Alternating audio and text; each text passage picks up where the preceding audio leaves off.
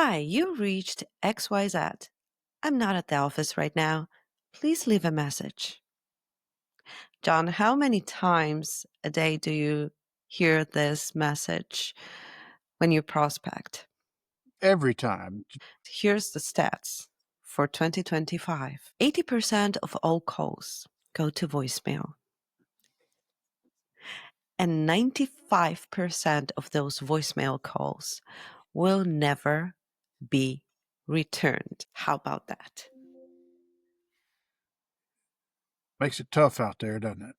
Do we assume that 95% of people calling all have bad products, bad offers, bad scripts? It'd be my thinking, it's a timing issue as much as anything. And with the statistics you just mentioned, it's not going to happen organically just with dials. It used to be 50 calls a day with an objective of 5 appointments, 3 presentations, and 1 close, or 10 appointments, 5 presentations, and 1 close. So you would basically dial and actually make outreach 250 times a week, 50 a day, and get 10 appointments per week, and maybe get 3 to 5 proposals a week and get 1 close per week.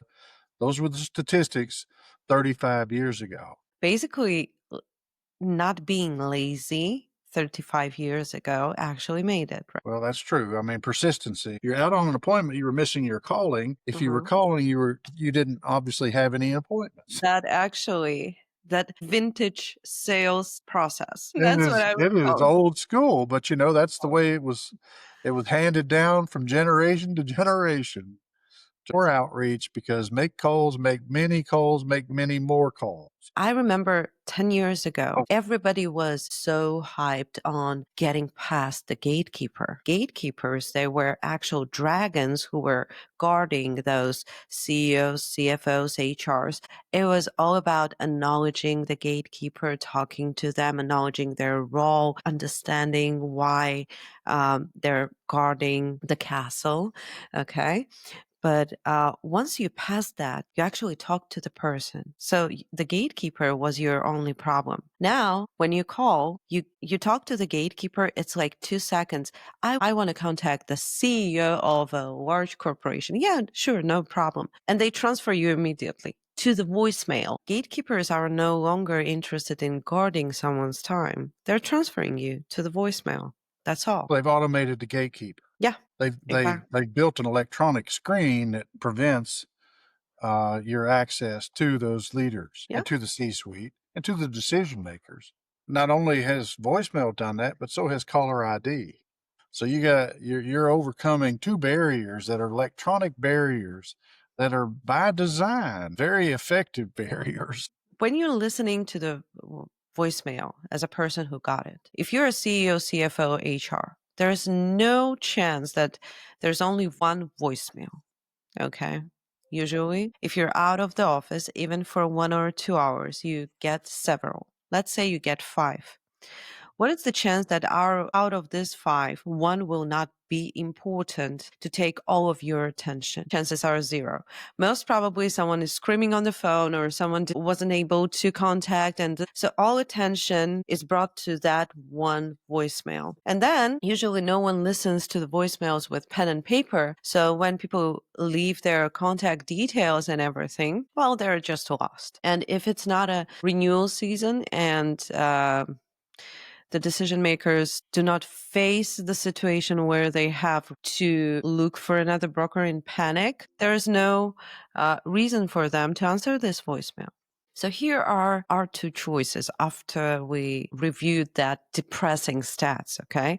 Like 95% of no return voicemails. We have two choices. We either let it go and never leave a voicemail another day in our lives, or we try to figure out how to use it, because definitely there are people who are using it on the market. Why we actually keep doing that? What, are we crazy? Are we wasting our time? No, of course not. First of all, if you're listening to this, if you're a broker, you need to answer one question. 95% of failure. Failure for what? Because most brokers are asking their prospects to call them back. And if they hear silence instead, then they figure out that they failed.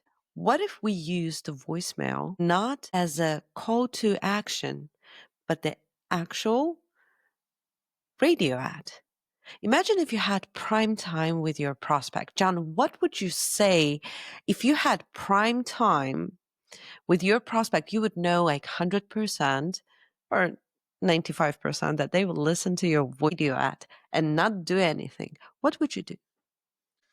Situation, problem awareness, and then consequences of inaction. Those are the things that will drive, and then solution awareness is in the fourth call. So, hey, I realized that, and I was doing that this morning. Hey, I started receiving my January 1 Anthem Blue Cross Blue Shield renewals, and they're all in double digits. If this is something that's continuing to affect you and your business, then there may be a time when we need to talk about how you can bend that trend on your healthcare spend. And we have solutions that can do that. And I'm pleased to talk to you about it whenever you are feeling up to it or when the pain gets to that point. And that's what I was saying this morning because it's true. I'm getting 17 and 30% rate increases on my small groups. So here we go with the solution, with the problem awareness, the consequence, and then the solution. So you do a situation, continual renewals, increases, problem awareness. Are you aware of this? And Mhm. because you're going to see it on your doorstep coming soon. The consequence is it's going to eat into your uh, profit margin yet again, and it's going to cause pain. And then the future risk, as these cascade, those rates will double in 5 years. That's something that we need to keep on trucking with. And that's my challenge is that you stay consistent and you keep going and you end up at some point you'll get a meeting. You can't, the thing that we miss so oftentimes is the mindset because not every day are you feeling up to getting the rhythm that I have today. There is a core difference whether you're leaving a voicemail at the beginning of the year when healthcare is not their primary concern and when you do that in Q4. Q4 is totally different, and you just talked about that. You need to get specific at that time and actually raise the points. It's about you having a system that is spread throughout the time. So what happens in brokerage world, what brokers constantly forget about is the average deal takes 12 to 18 months of consistent prospecting. Anything beyond the structured deal that is 12 to 18 months is gambling for business. You can get a project by shaking hands in a day, but would you bet the future of your business on that? Absolutely not, because it's not a system. It's not consistent. You cannot project your revenue based on that because there is no certain actions that you can multiply. And it all depends once again on timing. Those short-term sales depend on whether you knocked on the door at the right time when the employee was shouting and at HR saying that they will sue them, uh, and you just walked in. This is timing, but you cannot bet your business on it. Right. Okay, that's the whole difference. Right. Going back to voicemails, like voicemail only will not get you an appointment. So you need to create call to action. Yeah, in the email, you will still know that they clicked, they were interested, they expressed that. In the brokerage world, we need to realize we cannot expect a CEO, CFO, and HR act like some random guy e-commerce who is, clicking links, filling out the forms for webinars, and, uh, Oh, yeah. downloading lead magnets. You cannot expect CEO, CFO do. Well, and you have social media too. Okay. That's something else that you have the social media side for what we do, and they will check you out. And is it too forward to reach out and try to make a connection with LinkedIn when you called them? I don't know. I'm going to say no. I don't really care. And what you need to articulate in that message is your name and your company, your name and your company. That way, when your email with your name and your company pops up in their inbox or on their LinkedIn or in their messages, or you will knock on their doors, they will know your name and your company. That's basically the only thing they will remember. Just to let you know, you might sound smart on the voicemail and they will remember that you are smart, but they may not remember the actual message you're saying. Voicemail only won't get you an appointment.